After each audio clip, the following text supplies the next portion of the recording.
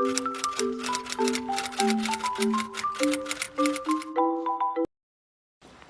saya akan mempresentasikan yang judulnya analisis regresi linear ganda. Pengertiannya, uji linear ganda atau regresi linear berganda adalah mode regresi yang digunakan untuk menganalisis pengaruh lebih dari satu variabel independen terhadap variabel dependen. Langkah-langkahnya, yang pertama, klik analis, sorot ke korelat, dan sorot klik bivarian. Muncul di layar menu bivarian correlations. Hasilnya bisa dilihat.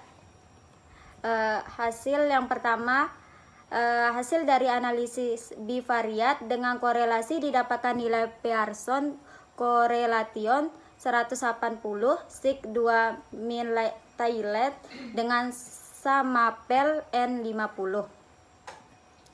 Baik, terima kasih. Itu aja yang bisa saya sampaikan.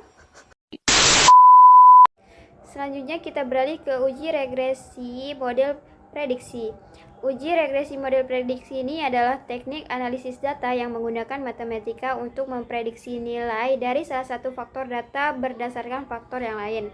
Tujuan dari uji regresi logistik ini pertama itu untuk mengidentifikasi faktor prediktif, membuat model prediksi, dan menganalisis. Selanjutnya, data yang digunakan dalam uji regresi model prediksi yaitu sebagai berikut. Bisa dilihat di layar. Selanjutnya, langkah-langkahnya. Langkah pertama yaitu kita bisa klik analyze, kedua kita bisa klik regression, dan ketiga kita bisa klik binary logistik. Pada binary logistik ini bisa muncul menu dialog yang berisi kotak dependen dan kotak covariates. Pada kotak dependen, isikan variabel yang kita perlukan sebagai dependen. Dalam hal ini berarti masukkan law. Dan pada kotak dependen, isikan variabel independennya. Dalam hal ini berarti masukkan age. Setelah itu, kita bisa klik tombol option, klik CL for X, dan kita klik continue dan klik OK, dan hasilnya sebagai berikut. Kita bisa lihat hasilnya di sini.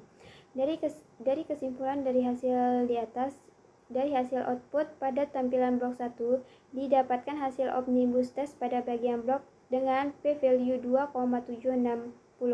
Berarti variabel umur p-value-nya kurang dari 0,97, sehingga variabel umur dapat dilanjutkan ke analisis multivariat. Dari tampilan SPSS nilai OR dapat diketahui dari kolom XB, yaitu sebesar 0,950 dikurangi 1 sampai 1,469, CL minus 0,5119. Selanjutnya yaitu kita akan beralih ke regresi logistik model faktor resiko. Contoh kasusnya yaitu untuk mengetahui hubungan pekerjaan dengan menyusui eksklusif. Langkah-langkahnya yaitu pertama, klik analyze, kemudian klik regression, lalu pilih binary logistik. Setelah itu akan muncul tampilan seperti pada gambar. Langkah-langkah yang kedua yaitu pada gambar di samping terdapat menu dialog yang berisi kotak dependen dan blok 1 of 1. Kedua, pada kotak dependen isikan variabel yang diperlukan sebagai dependen. Dalam contoh ini berlaku eksklusif. Selanjutnya, pada kotak blok 1 of 1 isikan variabel independen utama beserta variabel confounding dan interaksinya yaitu kerja, umur, BB ibu, dan sikap. Yang tertera pada gambar ya. Kemudian klik OK dan hasilnya sebagai berikut. Jadi tidak ada variabel interaksi. Langkah selanjutnya yaitu kita uji confounding. Pada uji confounding, langkah-langkahnya yaitu pertama, dikeluarkan variabel sikap atau pemberian ASI segera dan hasilnya sebagai berikut. Kemudian selanjutnya yaitu variabel umur dikeluarkan dan hasilnya sebagai berikut yang tertera pada gambar. Setelah variabel umur dikeluarkan, terlihat perubahan OR variabel utama. kerja sebesar 5.464 dikurang 5.098 dibagi 5.464 sama dengan 71,1%. Dengan demikian, variabel umur merupakan variabel confounding. Untuk itu, variabel umur harus tetap ikut dalam model sebagai confounding hubungan kerja dengan menyusui eksklusif. Model akhir.